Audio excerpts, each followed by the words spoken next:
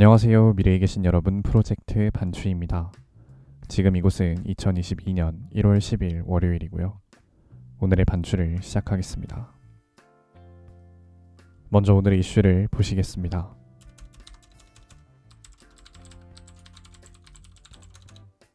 첫 번째 이슈는 오영수 골든글로브입니다. 오징어 게임에서 1번 오일남 역할을 연기한 배우 오영수 씨가 한국인 최초로 미국 골든글로브 나무조연상을 수상했습니다. 작년 늦여름에 한국을 비롯해 전 세계를 뜨겁게 달궜던 오징어 게임이 또 한 번 한국의 신기록을 안겨주었는데요. 넷플릭스 드라마 킬링 이브에 출연한 한국계 배우 샌드라 오가 여우주연상을 받은 적이 있긴 하지만 한국인 배우가 골든글로브를 수상한 것은 이번이 처음이라고 합니다. 전화로 소식을 접한 오영수 배우는 내 생애 처음으로 내가 나한테 괜찮은 놈이라고 말하고 싶다 라고 수상소감을 전했습니다.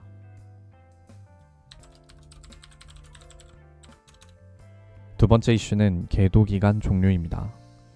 오늘인 1월 10일부터 방역패스 계도기간이 종료되어 본격적인 유효기간 제도가 도입되었으며 위반 시 과태료가 부과됩니다. 기존에 적용되었던 시설들에 더해서 오늘부터는 면적 3,000제곱미터 이상의 쇼핑몰, 마트, 백화점 등 대규모 상점에도 방역패스 제도가 적용되는데요. 이 시설들에 적용되는 방역패스는 다가오는 1월 16일까지 계도기간으로 운영되며 역시나 마찬가지로 그 이후엔 개인에게 위반 횟수별로 10만원의 과태료가 부과될 예정입니다.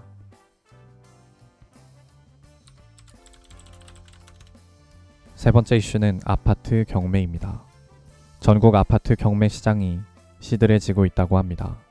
법원 경매 전문기업 지지옥션의 보고서에 따르면 2021년 12월 진행된 아파트 경매는 1,245건이며 낙찰 건수는 531건으로 낙찰률이 42.7%였다고 합니다.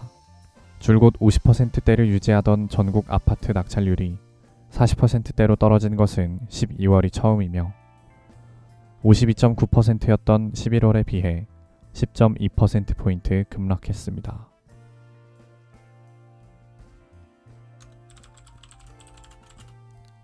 다음은 요일별 테마를 보시겠습니다. 오늘은 월요일이고요. 월요일의 테마는 박스오피스 순위입니다. 1위는 스파이더맨 노웨이 홈, 2위는 경관의 피, 3위는 싱투게더, 4위는 킹스맨 퍼스트 에이전트, 5위는 해피 뉴 이어입니다. 2022년 1월 9일 일간 관객수 기준입니다.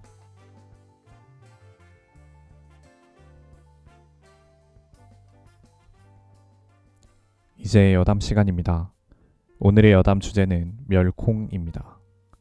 지난 1월 5일 정용진 신세계그룹 부회장이 멸공 해시태그를 단 인스타그램 게시글이 가이드라인 위반으로 삭제된 것을 두고 나는 공산주의가 싫다. 이게 왜 폭력 선동이냐? 라며 글을 올린 것이 화제가 되고 있습니다. 이 이슈가 정치권까지 번지면서 신기한 현상이 나타나고 있는데요.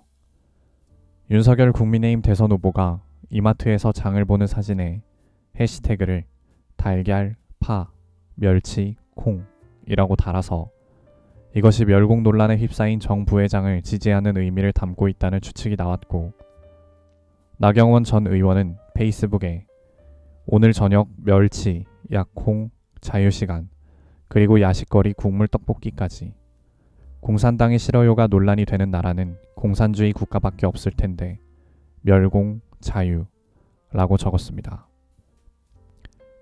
최재형 전 감사원장, 김진태 전 의원, 김현주 부대변인 등 야권 인사들이 비슷한 내용의 글을 SNS에 게재하면서 멸공 논란에 대해 지지의 목소리를 냈는데요. 미디어가 발달하면서 정치인들의 이런 일거수일투족을 다 볼 수 있고 더 다양한 관점에서 정치인들을 판단할 수 있다는 그런 좋은 점도 있지만 때로는 좀 굳이 왜 이런 얘기들을 할까? 이런 일들을 내가 왜 알아야 할까 싶은 생각이 들기는 합니다.